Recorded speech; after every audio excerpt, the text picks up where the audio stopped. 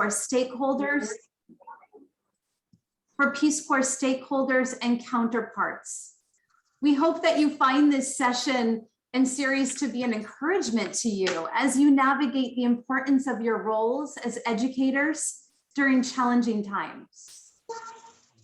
Our speakers include international experts and will be speaking to a range of topics. Today, Luis Valadez, the Director of Programming and Training for Peace Corps in Vietnam, will be speaking on the power and opportunity of creative writing in challenging times. Tomorrow, Dr. Pragasat Sithithipun, professor at Thammasat University in Thailand, will be speaking on the importance of critical thinking in the pandemic. And on Wednesday, Peace Corps' global education expert Brock Brady will be speaking on teaching in the time of COVID, sharing strategies for online learning. A bit about the format of these sessions and what to expect and how you can participate. Our agenda will include insights and teachings from our speakers. Use that time to mute your microphone and use the chat feature to ask questions and to connect with one another. The agenda will also include breakout rooms later in the session. This will provide a chance for us to connect in smaller groups and discuss what we're learning. Please feel free to use your cameras and your microphones in those small group sessions to share and connect with one another. Then we'll come back to the large group to conclude and to share handouts and files for you to keep and continue to refer to after today's session. And finally, we want to acknowledge the participation of those who attend all 3 sessions today, tomorrow, and Wednesday. Each day, there will be a short survey at the end of the session, and this will help us with planning future events for you. Please click on those surveys and give us your feedback. On Wednesday, the survey will allow you to indicate if you've attended all 3 sessions and you wish to receive a certificate. You will receive that certificate in mid-November. Now let's try a quick poll. I'm noticing the numbers are over 600 participants today, and we're curious to see who's here, where you're from, and what your role is. Gina, go ahead and load our poll for us, please. Thank you. Go ahead and click on where are you coming from today? Cambodia, Thailand, Sri Lanka, the United States, or somewhere else? And tell us what you're working as. Are you an English teacher, a trainer, or support staff to English trainers? Do you work for the Ministry of Education? Or are you not yet a teacher, but maybe you're a teacher trainee, you're a teacher in teacher training college, or something else? Go ahead and tell us a bit about yourself by clicking on those buttons and then hit submit.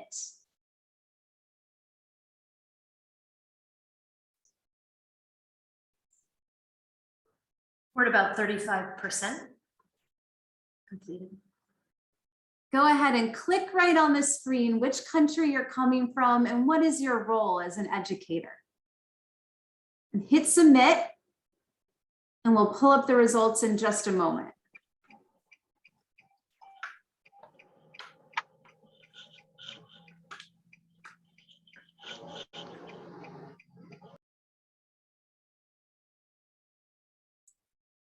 About half of you have hit the poll.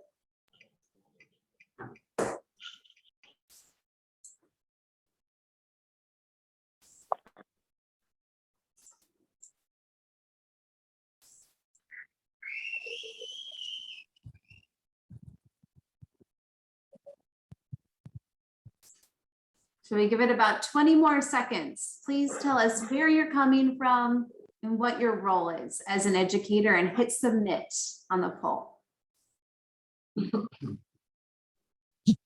Ready.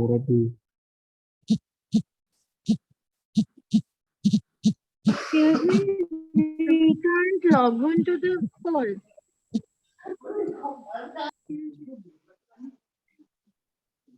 We don't get a poll. Gina, do you want to go ahead? and show us our Don't have results. to Yes, yes. Great. Whoa. How wonderful. We have a great mix from Cambodia, Thailand, Sri Lanka, and other. This is fantastic. What a wonderful mix.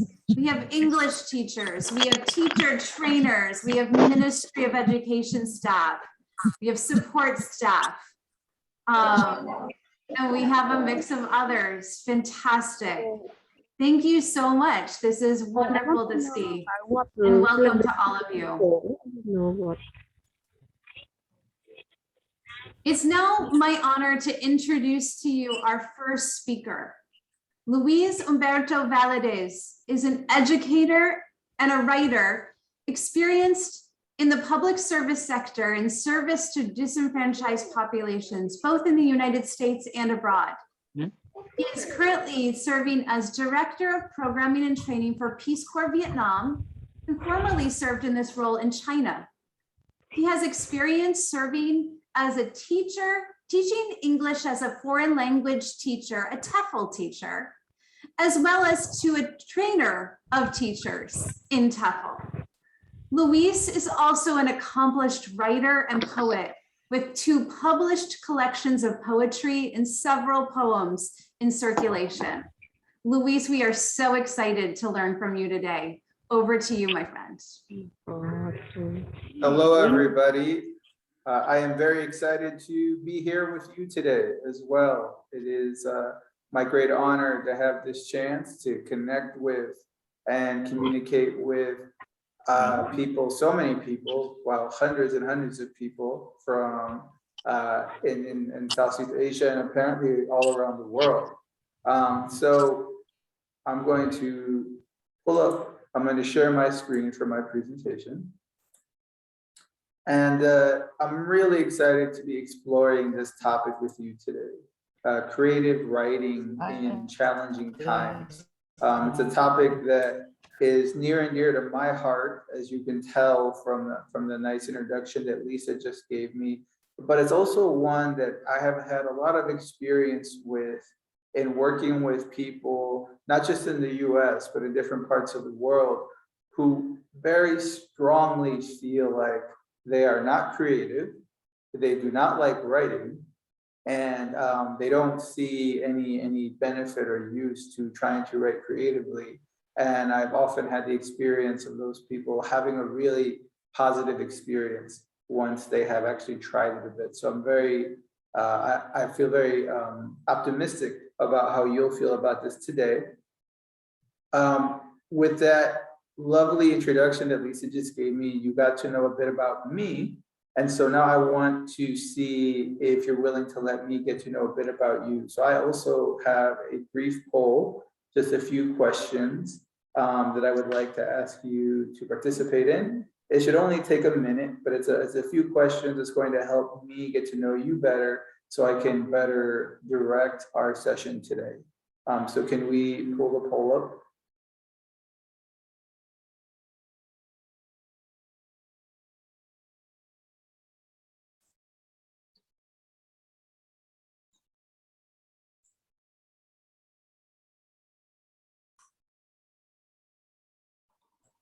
You should see it there. I do, yes. Answer as honestly as you feel comfortable with, right? It's all anonymous, and your honest response is really gonna help me to direct the content today so that it can be more effective for you.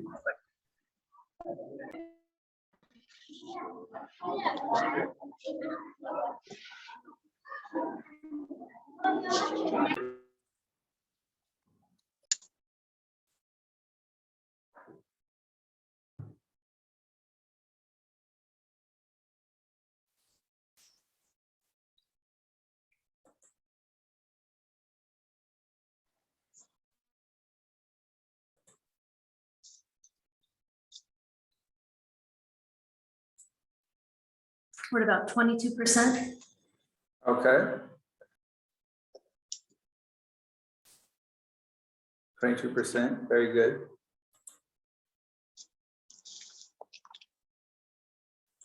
And if you're wondering what is meant by creative writing, essentially like writing stories, writing poems, things other than academic writing.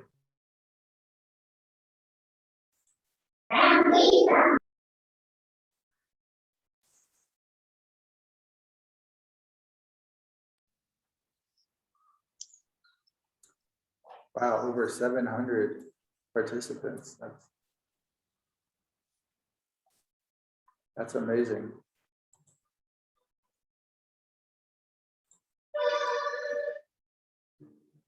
So, good question. Someone asked, in English, in any language. So if you're looking at that question and you're wondering if I'm asking you, have you ever written creatively in English? It doesn't have to be English. It could be any language.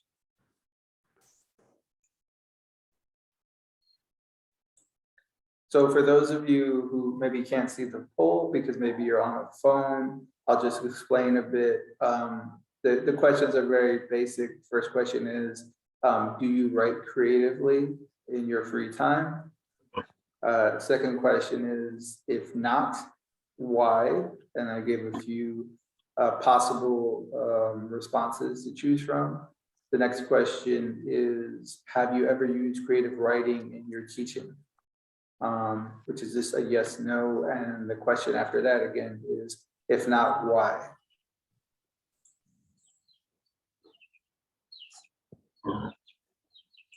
All right, we're getting to be about halfway. Well, with all of these people on the Zoom, I could see how it could take a couple minutes to get the poll results in.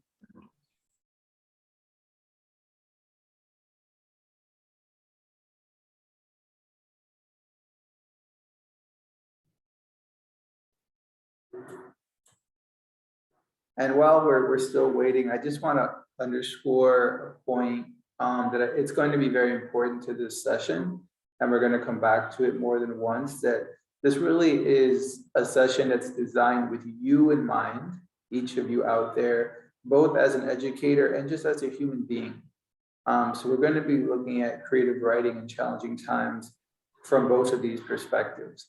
It doesn't strictly have to be about how can I use this in my classroom? It could also be about how can I use this for myself personally? And that's something that's really important because as educators, all of you, right, in your different roles are carrying a lot of heaviness, a lot of heavy responsibility, both for your students and your jobs, but also for your families. So it's also really important that we explore ways in which you as educators can also take care of yourselves, do some self-care, benefit to yourself as well. And so we'll look at it from both perspectives, because I know everybody out there is the type of person who puts other people first in front of them, right? Especially their students and their families, which is part of what makes you such great educators. But of course, while we're doing that, we could also take a little bit of time and benefit for ourselves.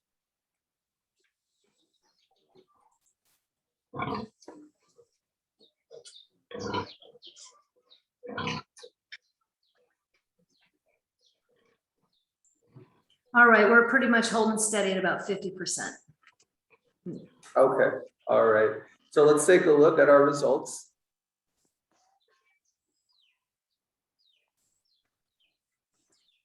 All right, so for the first question, do you write creatively, such as writing poetry or stories in your free time?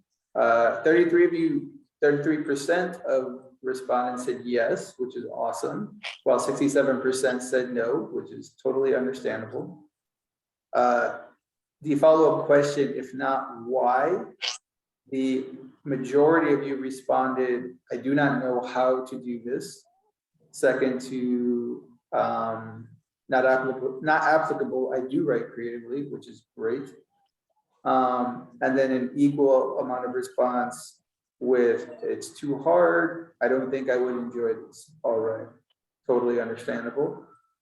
Question 3, which was, have you ever used creative writing in the classroom? 52% of you said yes. That is amazing. Kudos to you and thank you very much. whereas 48 of those who responded at least said no, which again is really, it's understandable.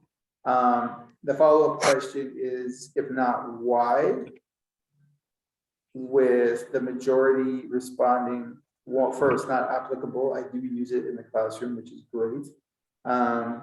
Second, I don't know how to do this. And then it does not fit with what I teach and it's too hard. Okay. All of these responses are really helpful and really valid. And I think the content we have today is going to speak to each of you, regardless of how you responded to the questions. And I want to put out there and to say, to recognize for those of you who responded with no and responded with your reasons why not, that I totally understand that and I totally empathize with that. Some common reasons why we wouldn't use creative writing as a personal activity or as something that we would use in our classrooms. A lot of it has to do with our previous experience and how we are taught writing in general. For most of us, writing is just very assignment based. It's always about a homework or an assignment we have to do. And we probably all have really bad memories of getting our papers turned back to us with a lot of red ink on them, right? A lot of corrections from the teacher. So with that kind of experience, we wouldn't necessarily see writing as something enjoyable. A lot of us don't know how to start. This is very valid, right? To just ask someone to just think of something, to create something, it's not a very simple task. And sometimes we feel like we need some kind of inspiration. What we'll do today, you'll see, won't require some great sort of inspiration per se. It will just require a few rules and then our own thinking. Time constraints, right? A lot of us are very busy. We all, you have your educators, you have families, you have things to do. So who has time to try writing? And a lot of us are self-conscious about what others will think, which goes back to that first part of, for a lot of us, our experience with writing has always been about turning it into somebody and having it evaluated, having it judged, right? Most of us haven't experienced writing as something that is for ourselves or for our own enjoyment. So I just want to start off by saying, for those of you who said no, I understand. I understand all the reasons why not. So I want to talk to you about the reasons why, of course, which is really near and dear to my heart as somebody who has done this type of work for many years. First, writing, creative writing can help us to de-stress. And these last 2 years are a time for all of us when we are particularly stressed, right? And we know that stress can lead to health problems, and nobody can afford to have health problems, right? Especially this day and age. So de-stressing, or any way that we can de-stress, in this case with writing, is actually something that's really important. Releasing emotions constructively, which I think really goes together with this first point. For a lot of us, right, because we are caretakers, because we have responsibilities to our students, our schools, our colleagues, our families, we are all carrying a lot of heavy emotions, a lot of heavy feelings, and a lot of us have very likely in the last 2 years experienced a lot of personal hardship due to the pandemic. And for a lot of us, in order to continue to be the person who's reliable for our families and for our students, we have just sort of buried it down, right? And we just keep going. We just try to be strong. I wish that doing that would mean that all of those feelings and all of those worries would go away, but that's not true, right? They stay with us. They stay inside of us. And sometimes having these extra emotions that we don't have time to acknowledge or release can lead to some bigger issues for us. So writing gives us a chance to release those emotions in a constructive way. in a way that will be positive. Similarly, it can provide us with a constructive escape, right? For a lot of us in the days prior to the pandemic, right? The stresses of work we experienced in the workplace, and the stresses of home we experienced at home. And usually those stresses did not come to the other place, right? But now everything we do for a lot of us is all in the same place. So all of the different things that might stress you, all of the different things that might trouble you, they're all in the same place. And you also don't have the opportunity to physically remove yourself from that place, right? Due to the various restrictions that you might be living under. In conjunction with those first 2 points, right? Writing can actually give you a chance to escape, maybe not physically, right? But in an emotional way or in a mental way, while you're still in the physical place, right? Where you're dealing with different challenges. And this last part here, writing allows you to self-reflect. And this, I think, pairs really well with the point about releasing emotions constructively, which is that having unacknowledged emotions, right, especially the heavy emotions that we might be feeling during the pandemic, can lead to bigger problems like depression, anxiety, right? So having a little bit of time to self-reflect, to release stress, to maybe take our minds away from whatever it is that's really troubling us. All of this we can get from creative writing, and all of this will be very beneficial to us. So I am not going to do much more lecturing, quote unquote, at this point, because while I can talk to you for a really long time about all of the great benefits to creative writing, both as part of your teaching and as part of a personal practice, I think it would be more effective if you actually experienced this yourself. So we are actually going to together, all of us, all 753 of us, are going to actually participate in a creative writing activity together. We're actually going to write a poem. And you might say to yourself, I can't do that. I've never done that before, but I promise you, the way that we're going to go through it step by step, you're going to be surprised by how well you can do this. And you're going to be surprised by how great the writing is that you're going to produce. So we're going to do a type of, we're going to write a type of poem called 6-word sentences. This is a type of poem with only one rule. Each sentence is 6 words long. And so you might ask yourself, well, then how is that a poem, right? Because maybe you have an idea in your head of what poetry is, and this does not fit with that idea. This basic structure of just having 6 words in each sentence, it creates a natural rhythm, right? And poetry, I think, in all languages, in all cultures, is known to have a kind of rhythm, right? To have a kind of musical sense about it. We will use instructional scaffolding to bring out other poetic elements and language development opportunities. And I'm sure for a lot of you out there, you know this term, instructional scaffolding. So I would like for you to take note, because I'm going to be using instructional scaffolding in this activity. For those of you for whom this is a kind of new idea, I will just explain it very basically. Instructional scaffolding is when you give your students tools to help them in the completion of a task. And you're going to get some tools to help you complete this task.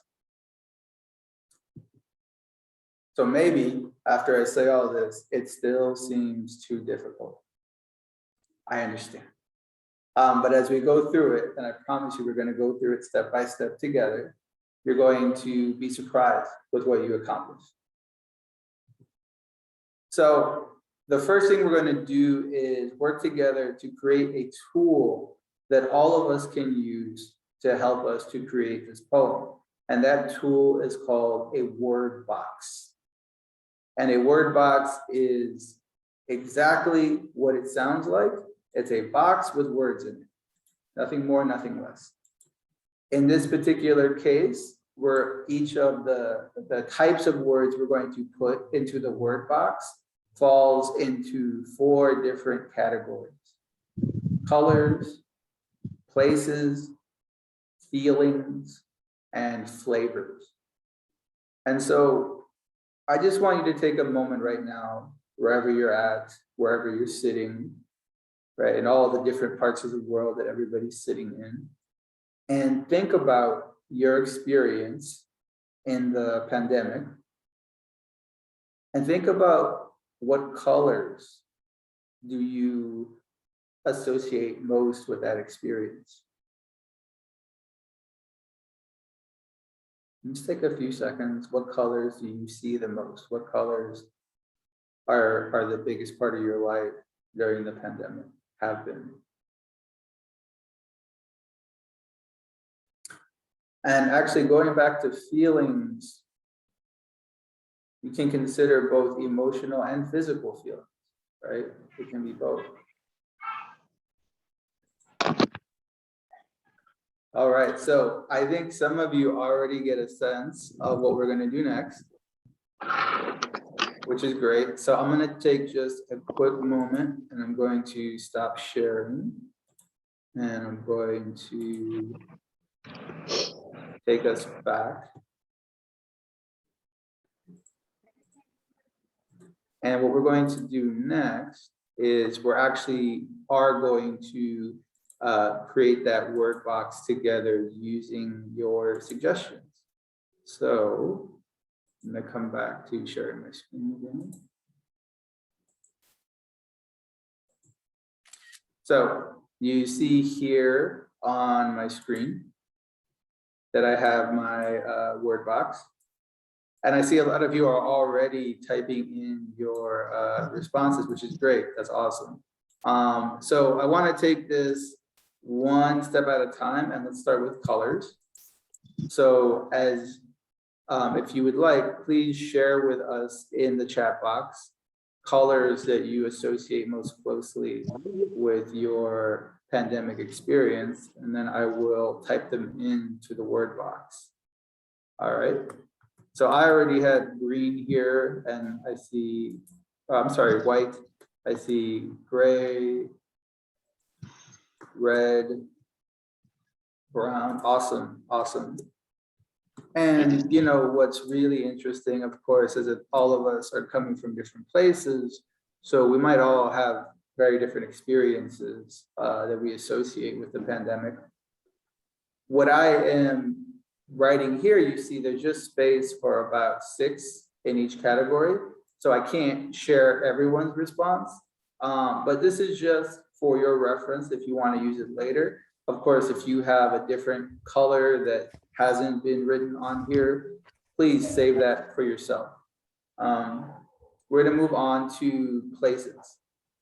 So places that you most associate with. Somebody wrote bedroom, which is makes perfect sense. Oh, somebody else wrote hospital and workstation, right? Which could mean a lot of things to a lot of us, right? Hello, School. Louis, can I ask you a question? Sure. Yeah, the flavor one, you put lemon. So what do you mean by? So we're going to get to that. We'll get to that. We'll get to that in a moment, but we're just going to take this one at a time. But I note your question, and I will respond to it when we get there. Thank you. Thank you so much. No problem. Thank you. All right. So we have some colors. We have some places. Let's move on now to feelings. And remember, this can mean emotional feelings. This can also mean physical feelings. So. Wow, okay, a lot of strong feelings here. Horrible, frustrated. I think we can all relate to that. Someone wrote excited, that's great. I'm glad somebody can say they felt excited. Confused. Yeah, I think a lot of us have felt confused all around the world, yeah. So again, right, we have 6 in each category. but I see so many more words coming in. So if you have a word that didn't get featured here, remember, just save it for your own reference. And now coming to flavors, right? And going back to that question, what did I mean by that?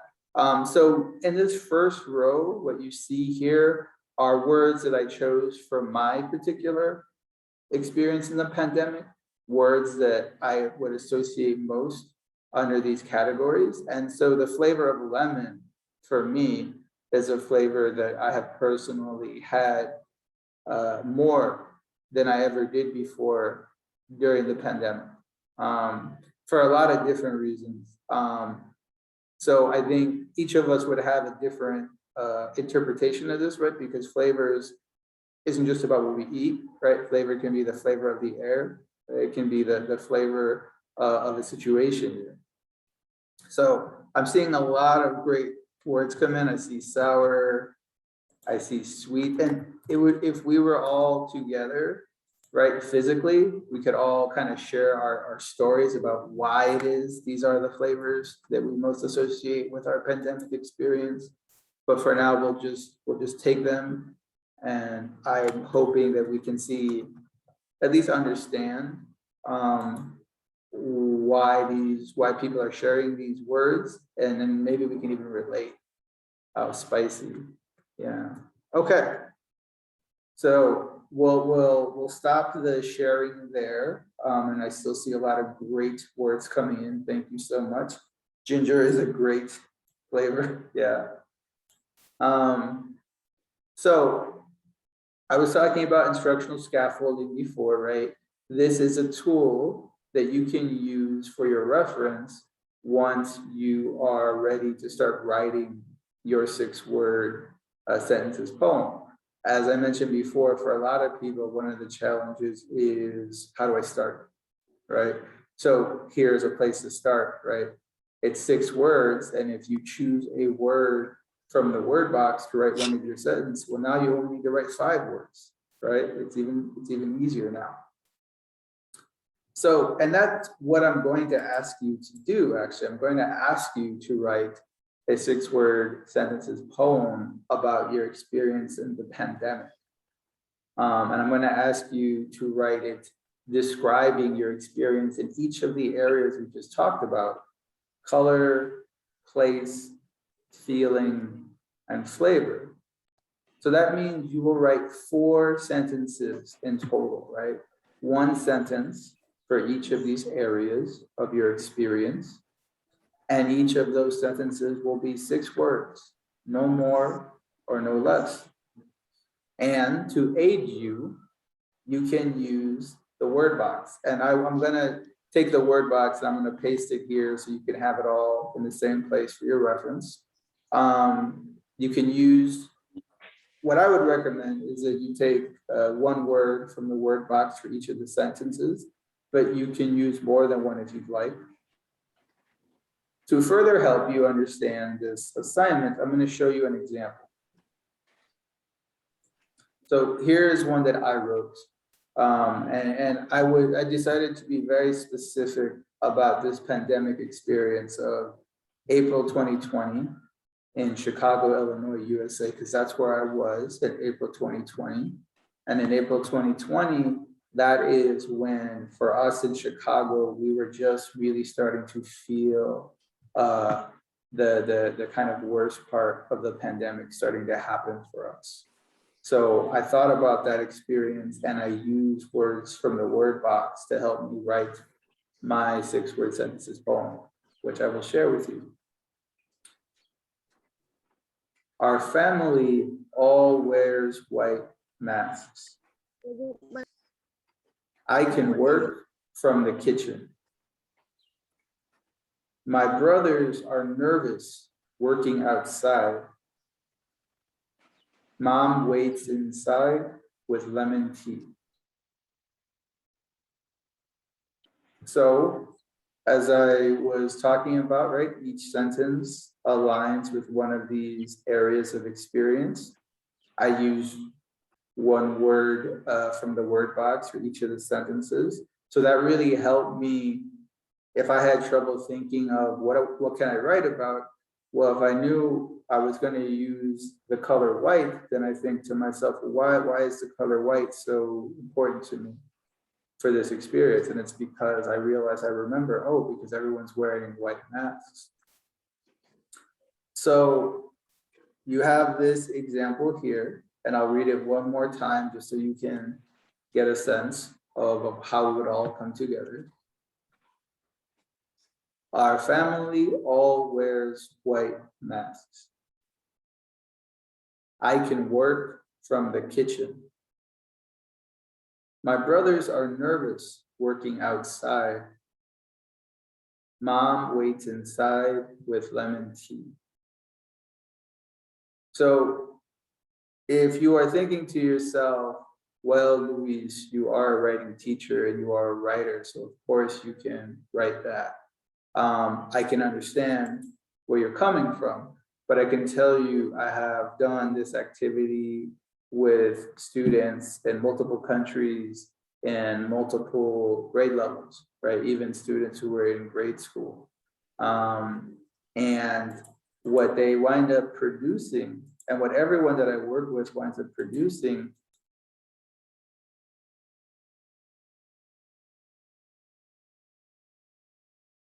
You're muted. Luis, go ahead and unmute again and just go back about 20 seconds for us. all right. So as I was saying,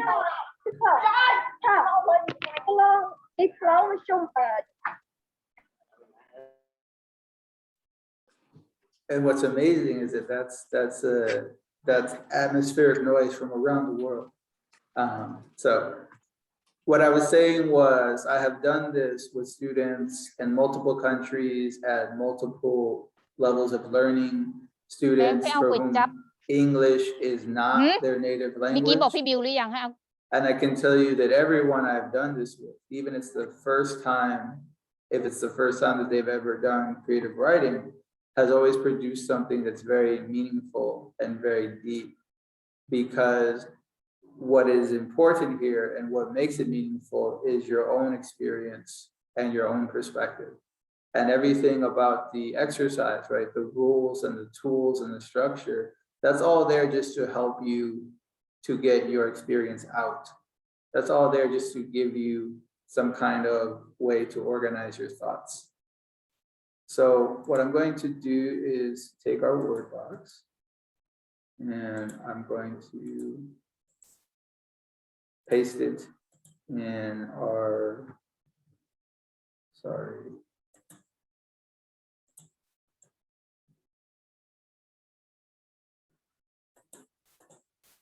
Make sure we have it here. All right, so I'm going to share my screen again. And so here are the directions again. Here's the assignment. And here's the word box you just created right there with it. How about we take about 10 minutes for everyone. We'll start with, how about we start with after 5 minutes, I'll check in and we'll see if anybody needs more time after that. But start with 5 minutes and I think we can go to at least 10, if not more, and start to write on your own. Write your 6-word sentences poem about the pandemic. And I'm seeing people having written and they're sharing in the chat box, which is great. I really, really love the enthusiasm. But for those of you who haven't started yet, let's go ahead and get started now. And I'm going to even mute myself so that you can just focus on writing. And I'll come and check in 5 minutes.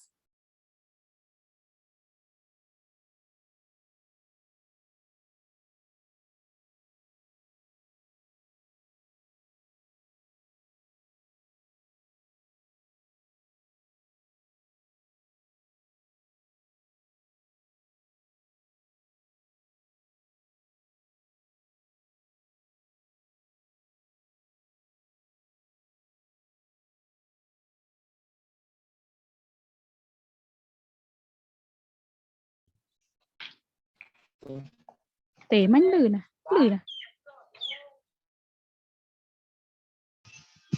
គេសម្រាប់មកផ្លែតសិនបងប្អូនយើង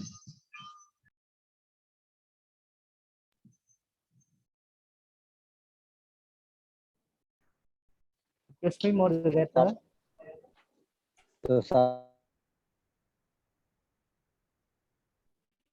Excuse me, moderator.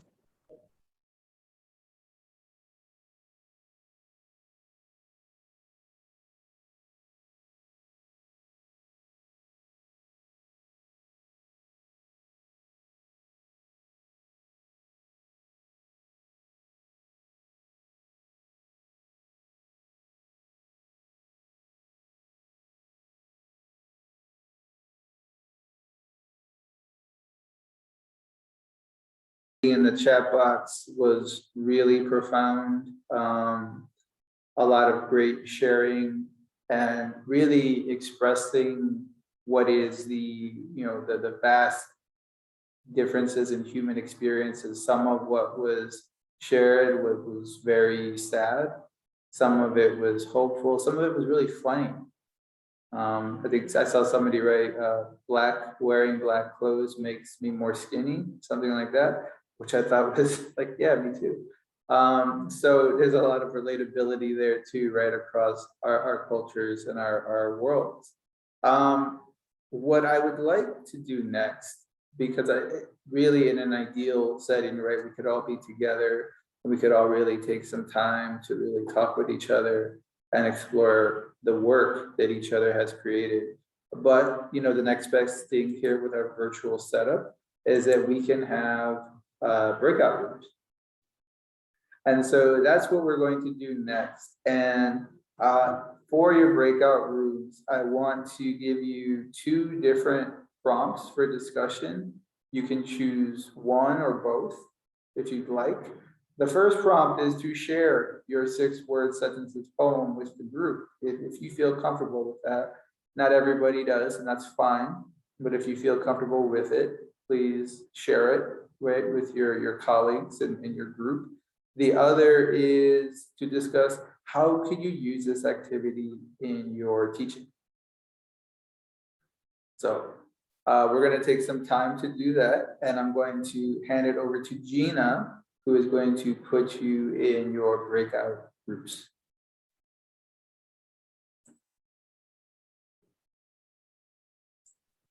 Actually passing that to Pri. Pri, you So also. the breakout rooms are open. Do you see your invitation to join the room?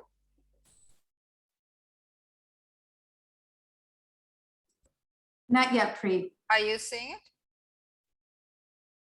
I think if you go down, if everyone looks at the bottom of their screen, there's a group of 4 small boxes that says breakout rooms. And if you click on that,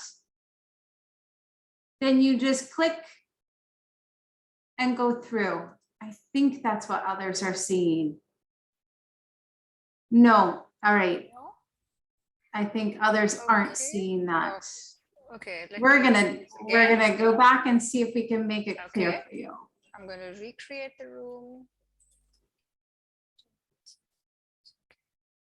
Open all rooms. Thanks everyone for your feedback and your patience while we get this right. Are you all seeing it now? No? No.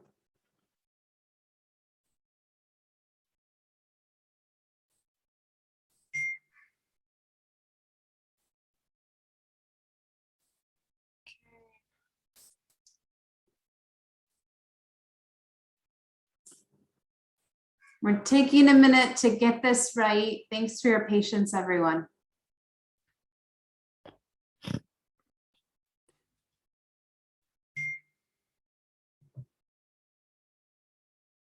In the meantime, you can think about the questions that Luis has posed for us, where you can share your 6-word sentences poem with the group, which so many of you have already shared some of it through the chat, and you can share how you might use this activity in a classroom. How would you use this while you're teaching? Start thinking through those questions while we figure out how to divide everyone into a breakout room. I think it's extra complicated because we have over 700 participants, which is just awesome. Thanks for your patience.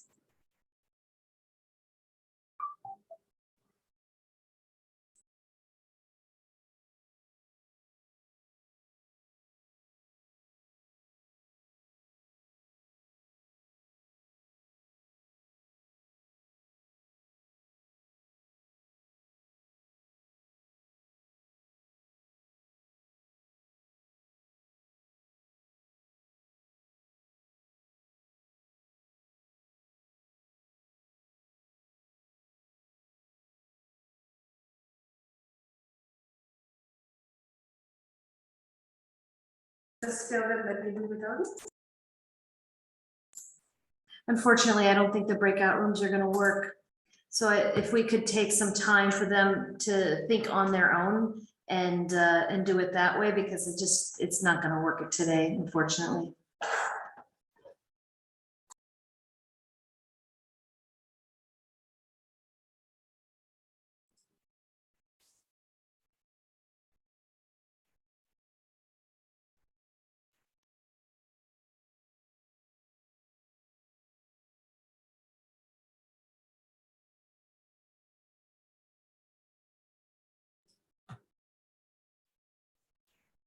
As a plan B, I'm going to invite the tech team to unmute Louise.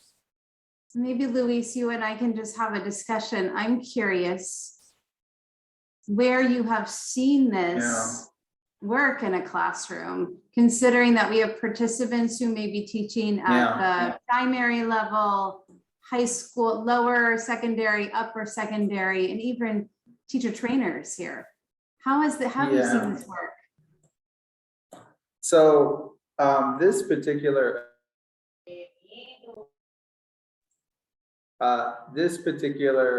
activity,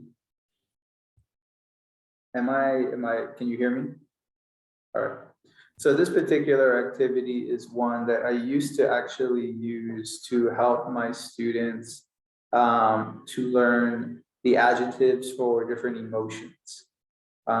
Especially my English as a second language students, or my students, who are learning TESOL, because my overall the sort of underlying principle was that for a lot of students who learn English as a second language, it's a language that is really sort of the language of obligation.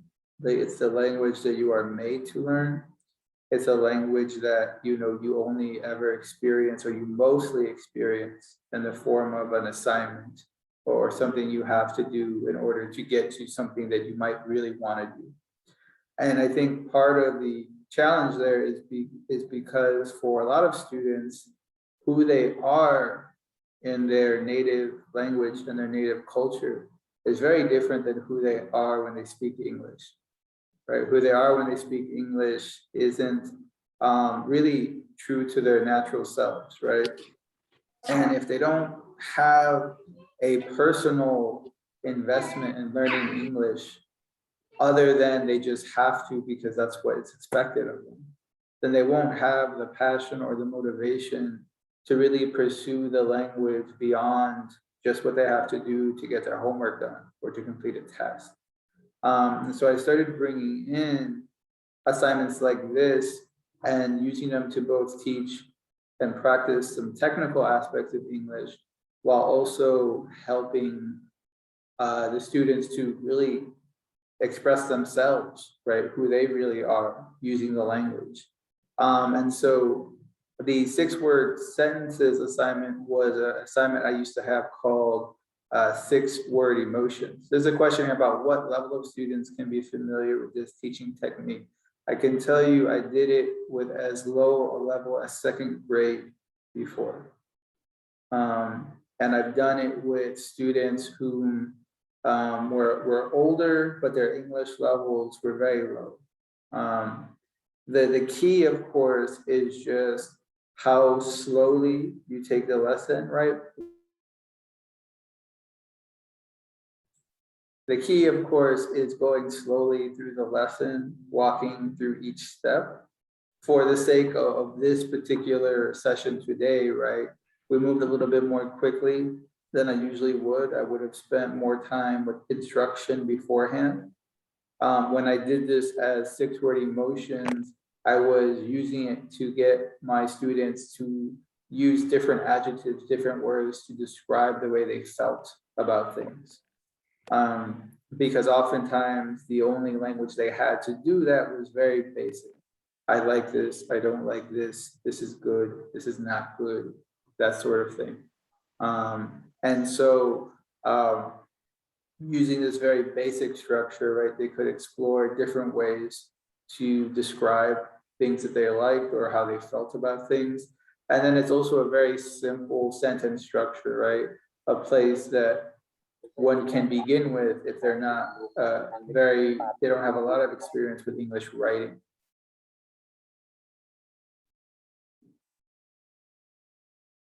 So I'm looking at some of the comments here. We have a lot of good comments. Yes, so I apologize if I say this name poorly. Chakakta Bing says, for my opinion, I think this technique is really good for teaching students how to create a sentence too. Absolutely, absolutely. And what I have tended to notice about my students who are learning English, right, as a second language and learning English in countries where English is not the main spoken language, is that we see a lot of similarity between how they speak and how they write. So essentially, what is written on the page might be exactly the way the student would say it if you were just asking them a question and they were having a conversation with you. And in that way, you actually get, it's a better way to identify what the most common mistakes and what the most common needs of your students are, because you can actually see it on the paper. What tends to happen when we're speaking with students, right, is that they might make some grammar mistakes, they might make some pronunciation mistakes, but if we get the basic idea of it, we might not notice, or we might not notice those. Or it's the other way. We only notice those and we don't actually understand what they're saying to us, right? So with writing, right, that's a tool that you have as a teacher if you really want to identify where the greatest needs are for your students in terms of their development of language skills. Writing is a really great way to do that. You can bring writing into an oral English class as a form of assessment. If you want to identify, right, what are the top 3 reoccurring issues in speaking that my students have them write, and you'll see it on the paper. You'll see it on the paper more clearly than it is you might be able to hear them. So Yem Sai says, I used to do the private book with each student, but it takes much time. They like writing to express themselves. Absolutely my experience too. I used to have my students write journals, and it takes a really long time. You're absolutely right. For a teacher, it can take a lot of time to read all those journals and to leave a comment. But the students tend to find that those assignments to be very gratifying. And of course, they tend to find that getting your feedback, especially if you can offer some encouraging feedback, is a great way to develop your bonds with your students. I will give you one tip about how you can manage, especially if you have a lot of students in your class and you have a lot of journals, right? What I used to do is I used to just put the students in different groups. So, and then they didn't physically go into those groups, but say I had 50 students in a class, I would break those 50 students into 5 different groups. And I would only have one group per week to turn in their journals. So even though every week, every student was writing in the journals, I was only looking at about 10 students' journals for that class every week, right? And then the next week, I would have a different group to turn in their journals. And I would look at all of their assignments. So I would still look at the assignments they did the previous week, but at least this way, I'm only doing 10 students at a time, right? Instead of 50 students every time. And it helps to sort of make it more manageable for the teacher. Yes, so you said you have 55 students. Yes, I used to have writing classes with 60, 70 students. I know how that feels. It's a lot of work. And so, you know, that's something to think about, right? You don't have to have every student turn in every assignment every day, right? Or every week, right? You can sort of break it up so that you can manage it a little bit better. But I feel your pain. I've been there. And for my fellow Peace Corps colleagues, you'll know that when I say I feel the same pain with the various TAP reflections that we do. All right, so I'm gonna bring it home here to wrap us up with some final thoughts. I'm gonna actually start with the bottom point here, which is about resources, because I did see in the chat box, right, about how many of you were thinking about how an activity like this can be adapted for your teaching. And I didn't get a lot of time to get into that with you. So this Google Drive link, which we will put in the chat box, it contains resources on not just this activity, but other writing activities that you can use in your classroom, along with some guidance on how to use those. So please, take this and share it freely, right? I'm glad to share those resources with you. And just some final thoughts for you, right? If you're considering for yourself, of how do you make writing a part of your life? Maybe you did this 6-word sentences poem with us and it felt really good. And you're thinking, how can I have more of this in my life? So we talked about time constraints before. That's real. Everybody here is very busy. Everybody here has many responsibilities. So just consider 5 to 10 minutes a day, right? That 6-word sentences poem for a lot of you probably took less than 5 minutes, but you probably felt a very deep benefit from it emotionally by doing it, right? So you don't need to spend hours a day, right? Just a few minutes a day, and just making it a regular habit can be very effective. Another way, consider writing about the same thing every day for a period of time, for example, a week. And why do I suggest that? Because what you might see here in terms of reflection is that the way you felt about that thing on the first day is not the way you feel about it on the 3rd day or the 5th day or the 7th day, right?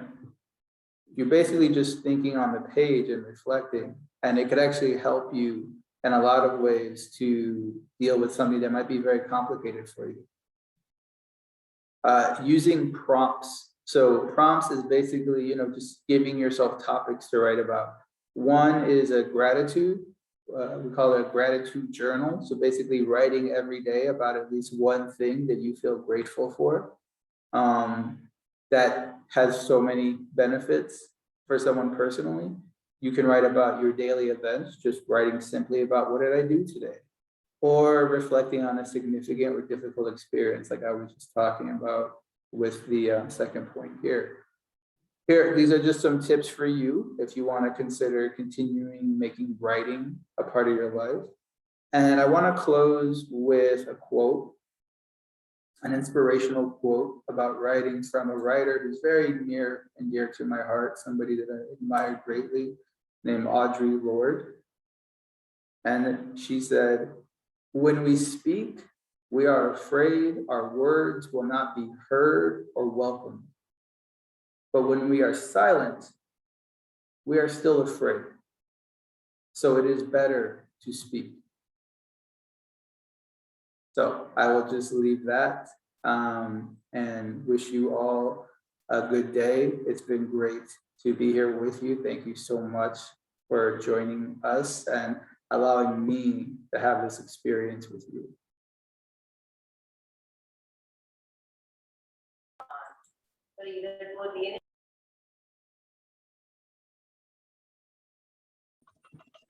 And I believe now we're giving it to Sangkam. Thank you, chào và advice. Okay, thank you, Luis, for your exciting sessions. Especially, I learned a lot from these sessions, especially the whys that the importance of creative writings, and that, of course, the stress, release, emotion, and self reflections. Those very important, and especially the words box that create the prompt for the writing, and then you also give